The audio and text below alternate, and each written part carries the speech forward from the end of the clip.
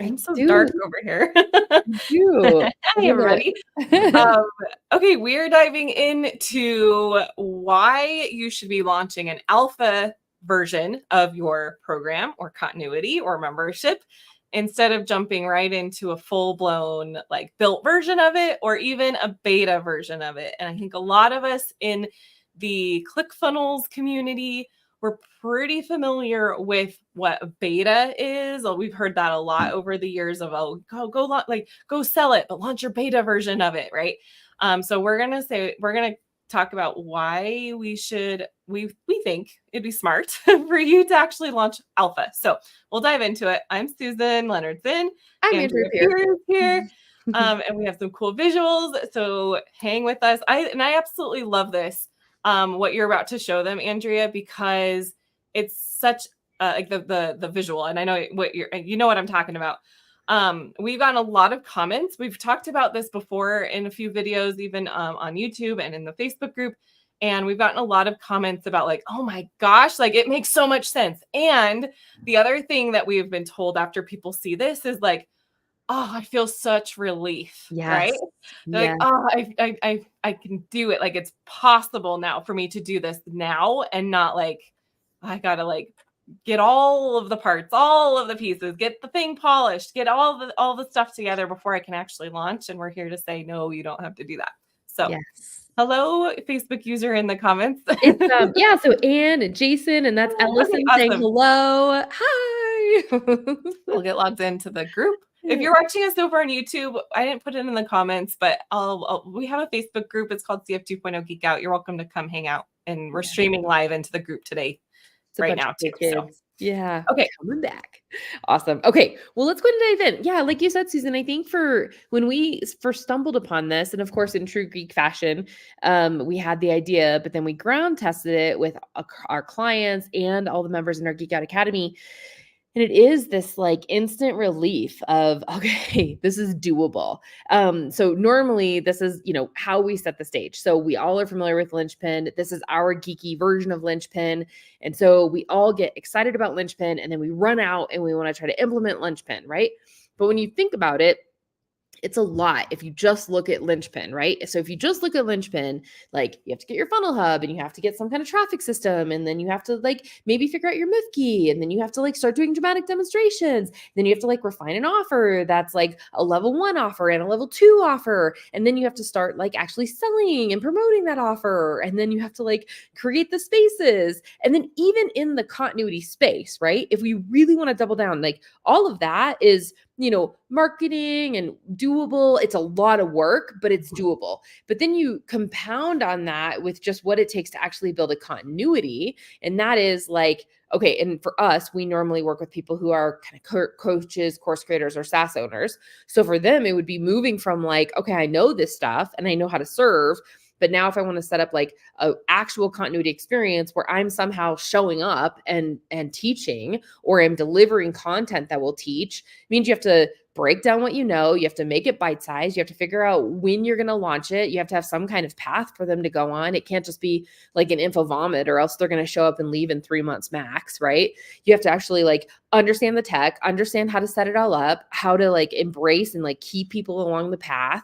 And then also you have to like continue to focus back on the linchpin part of like selling it and doing masterclasses or doing some kind of dramatic demonstration and creating content for the Wild West social. And so like it's a lot.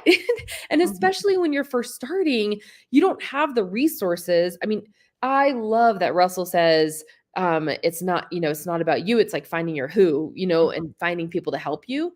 But Or when the you're how, first or sorry, the who, not the how. the who, not the Yeah, how. yeah. Yeah, exactly. And I don't disagree with that statement at all. I mean, heck, Susan and I and the geeks, we run a business that depends on you finding us as your who, So like we get it. But I think that when people are first starting, you don't necessarily have that capital to invest. And so then you end up being the learning how to do the how part, right? On top of all this other stuff, which is just really overwhelming. Now, what we have created doesn't dismiss the need for you to do all of these things, but instead what we're proposing is to simplify it. and to scope it down into something that's actually manageable for you. So what we talk about is we say, okay, in terms of the continuity program, you want to just focus on your frameworks, your spaces, and your humans. And then in terms of your linchpin, we have another slide we're going to show you that is just focusing on key aspects. But it all ties back to these 3 areas of your frameworks, your spaces, and your humans. And so to kind of talk a little bit about what we mean by alpha and how this might look different depending on what that means is this. So I spent 18 years in corporate working on software. And in the software world, it's very common that you have these kind of release cycles: alpha, beta, version 1, and full production. And alpha is usually something that's like really, really close to the vest. It's not released to it's maybe like people who are on NDAs or who really aren't exposed to the public. They're very, very intimately involved in your company. Beta is where you launch it out to like a little bit of a wider audience. They're pretty loyal customers, but it is out into the public now. So it has a possibility of getting leaked, basically, if somebody finds it. And then version 1 is like it leaves the beta group. You now are going into like your first set of your market in the initial sales. And then full production is where like your mass production selling it. Okay. So yeah. Sorry, I just had a thought. Yeah. Can I compare this for a second? And I might be like, I just want to dump it out there. Yeah. Comparing that to how like, we're going to take Russell Brunson. Yeah. Where we know that he tests things before he puts them into actual programs. So, and maybe go with me on this for a second. I love where you're going. Okay, so alpha continuity, I feel like is, okay, he's probably talking about it internally with his team. Like he's not putting it out anywhere. He's writing ideas. He's whiteboarding it in his office. He's thinking about it, probably testing it with some of the people on his team that would, feel it out. Yes. Beta, I feel like, is when he starts talking about it in his like inner circle, his like Atlas category kings maybe inner circle, right? Yes. Yeah. Version 1 could be like when he so like the first time they're doing an event. So like when they threw your first funnel challenge out there, for an example, like the first time they ran it and they're like, that was good. They actually did go make some changes, and then they put it into this full like evergreen system where they brought in some like coaches where it's running, but there's always live people that are helping. Like that's full production. Yes. Is that a good comparison? I think that's a perfect comparison. I think the interesting thing that in that analogy is that a lot of times we'll just look at how Russell presents it. And we've seen firsthand, right? Especially with the linchpin, you and I were a part of the beta, right? Like we saw it in beta and we were there for V1 and we were there for full production. Yeah. And I would say with that specific example, and then I want to relate it to like us and you watching, alpha for him might be even like running it for himself, like testing it within his own companies, right? For us, we don't really have that. We don't have, we within our team, we talk about ideas, but it's not enough of a base to like test it, right? We're just formulating ideas.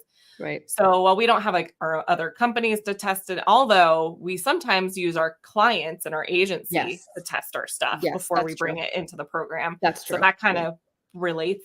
But like for you, if you're just starting out, you're like, well, I don't have a team. I don't have other businesses to start with that. And I think that's where Andrea is going to go next is like, well, who do you put your alpha out to? So we'll answer that when it's right. Yeah. And I think if we go back to the Russell analogy, I think what we would see is that it's just in his messaging and delivering and positioning of it. We can see the iterations of it. But I also think that the offer itself is changing, right? So the way it's structured, what actually gets presented when, what kind of support is needed. I think there's also some modifications happening on the offer itself, along with these iterations that we see, which is really interesting. And it all goes back to this example that if we embrace the alpha, beta, level 1 full production, then we have to embrace this. And that is when we are first launching anything. So when I launch alpha, I am not thinking about creating the convertible, right? That's not what I'm thinking about on day one, because on day one, I don't even have the tire. So like I can't do that. And so if I just think about the convertible and I try to backwards engineer into a release cycle, I might just deliver the tire first, but that's not good for my people and that's not good for me. You can't do anything with a tire, right? Versus if I were to think about it more like the bottom one, where I am not releasing the convertible on day one, but I do need to release something where I can get good feedback. It's valuable feedback, and they have something viable that they can actually work with and that they can understand. They being the humans we serve. So that's where maybe I would think like, okay, well, I just want somebody to be in motion. So what's something I can do to get them in motion? I'm going to get them a skateboard, right? Okay, I want them to be in faster motion. So I'll put some handles on there, right? They could go faster, and on and on. So if we take this concept and we apply it to the alpha, beta, V1 full production, it would look something like this. In alpha, you're just focused on making the best dang scooter or skateboard ride that you could possibly make.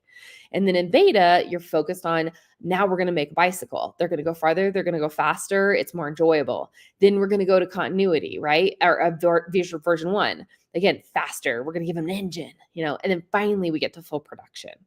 So this is how we would recommend, not just in the continuity program, but in the whole linchpin. So I'm actually going to fast forward one, and that is this, that it's like if we were to actually put your linchpin in your phases, and I know this is kind of a big slide, but that means like in our version, right, we have Wild West, which is like out and social. You're not trying to go out onto all platforms and be the master of all platforms. And you're not trying to produce crazy amounts of content that, good luck if it even converts, right? You're just trying to focus on getting your message and an initial process down for how can I consistently produce high quality content out in the Wild West, right?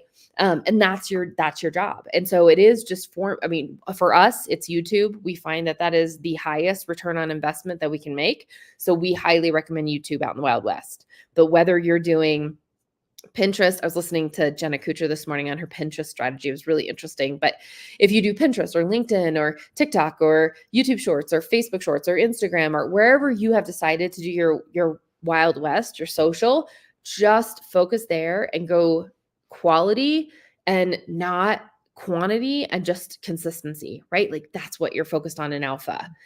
And then in terms of for nurture space, which is where we think is like the missing link in linchpin, the nurture space is where you actually help people move from prospect to buyer. So for us, it is, you're just establishing the system. Like, how do I actually engage and have direct conversation with my potential prospects so I can learn from them? And how do I show up there? And how do I make that a regular habit? Now, we, of course, use Group Track with Facebook groups because we think that that's the highest possible converting option. But even that, it takes a while to establish what your system is and you consistently showing up for that system and making sure that it works for you. And then finally, we go into dramatic demonstrations. We're big believers to not start with YouTube, or to not start with webinars, and not start with stuff that's super formal, because you don't have that amount of structure around your message yet. You need some space for your own growth to talk about the thing you want to talk about.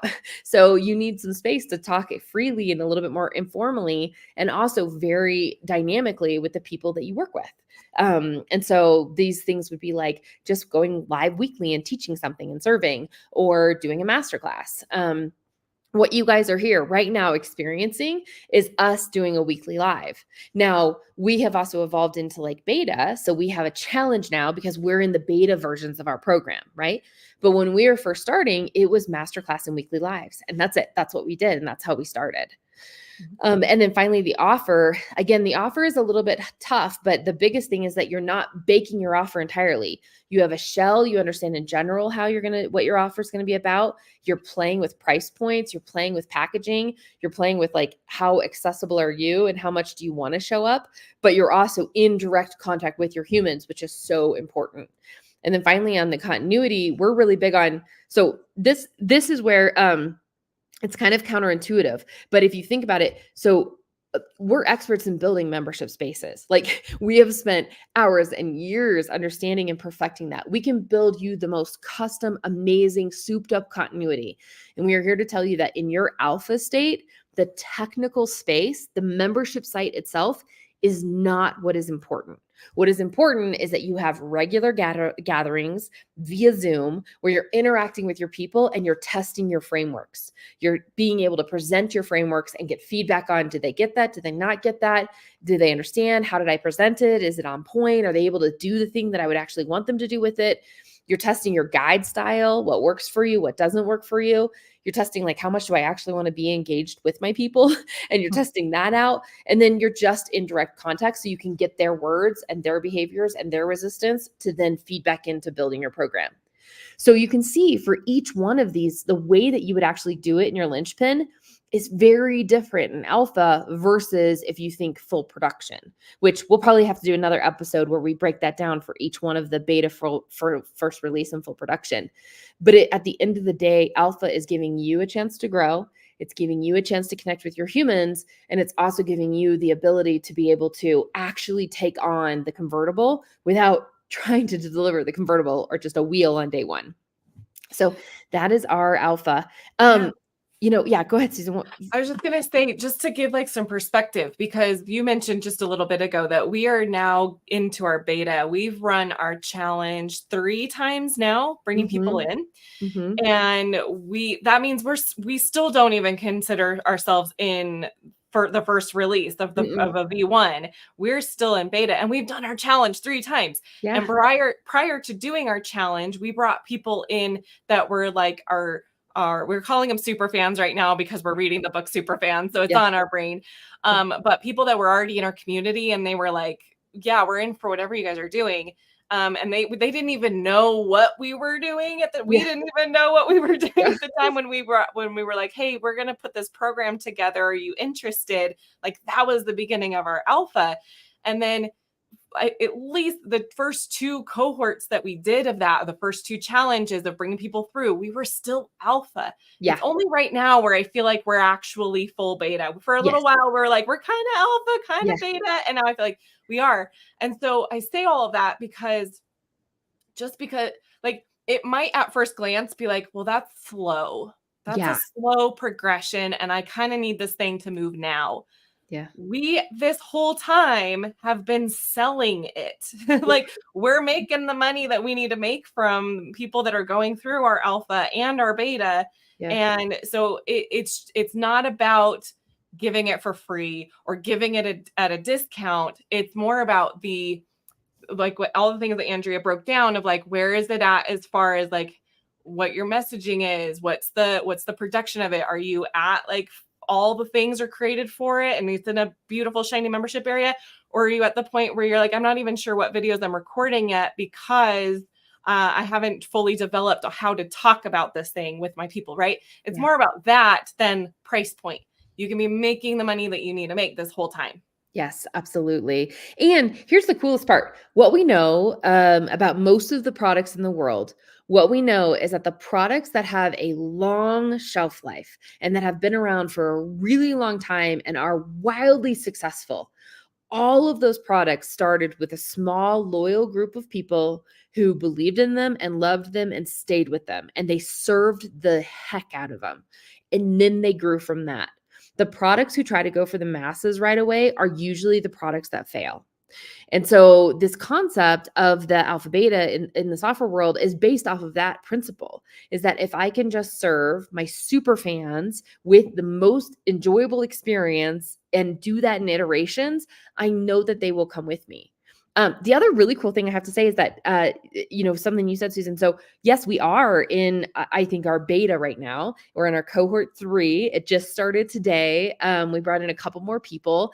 But what's really cool is that the people who were back with us in the very beginning, before we had a membership site, before we really understood all of our frameworks, before we fully mapped out our entire journey, before we actually knew the offer itself, right? They have stayed with us and now they're actually re-engaging in our cohort 3. And it's like they almost have been on this journey with us, right? And what they're producing is so cool. And it's relevant to what they're doing. And so I think there's something really magical when you have this like symbiotic relationship of you and your super fans where you're growing together. Now, some people might feel really uncomfortable with that because I think that we are in a society that really pushes like, be confident, know your stuff. You know what I mean? Like, you're the leader, so you have to have all your stuff together. You know what I mean? But I think that people respond to real much more than they respond to kind of the pretentious or the like, let me pretend to like put on a bravado of confidence. And then, I think has a short shelf life. Yeah. So, Yeah. yeah. I just wanted to make one other point, and I have it Yeah. ready if you feel like it's okay to share it Do right it. now in this Do it. forum. But like we've done how many iterations of our program? We're just now moving into beta. I just created the map. You know how when you put a program together, there's usually milestones, and you lay out like, okay, if you come into my program, this is the journey you're going to go on, right? And you have some sort of visual to go with that. I just created ours this morning. Because we're at this point where we're like, okay, we know that this is the path. Like, Yeah. we've made some adjustments. We've tested taking parts out, putting parts in, and we're like, okay, this is what it is. We know that we can walk people through this path. They're going to get the result that we are promising in this program. Yes. So we just created it this morning. Yes. So yeah, you don't have to have all the things put together. But also to say, because this is another mistake that people make, is going and selling something, not even thinking about what the path could look like. Mhm. We had a path when we first Should we show them started the bringing old people into version? the program. Let's show Yeah. them the old version, because Yeah, I yeah, think that's yeah. really awesome. And Do you yeah, have 'cause that? You find it. yeah. Because one of the mistakes that people make is we always hear the noise of like, go sell it before you buy it. But nobody ever really stops to talk about what that actually means, or Yeah. nobody is stopping to listen to what that actually means. Mhm. And if you don't have some sort of path or plan formed, you have no business going and taking people's money and selling them something. You Yeah. should have a plan, even if it's probably going to change, like ours. Like, so Andrea's got the one that we've been using up to this point. Like, we put it together the best that we knew how to describe it. Yeah. And that's, we had the plan. And I like this version of it, Andrea, because it allowed us that freedom. I Yeah. think sometimes people put their plan together and then they're like, well, now I have to stick with it. I just made this whole map.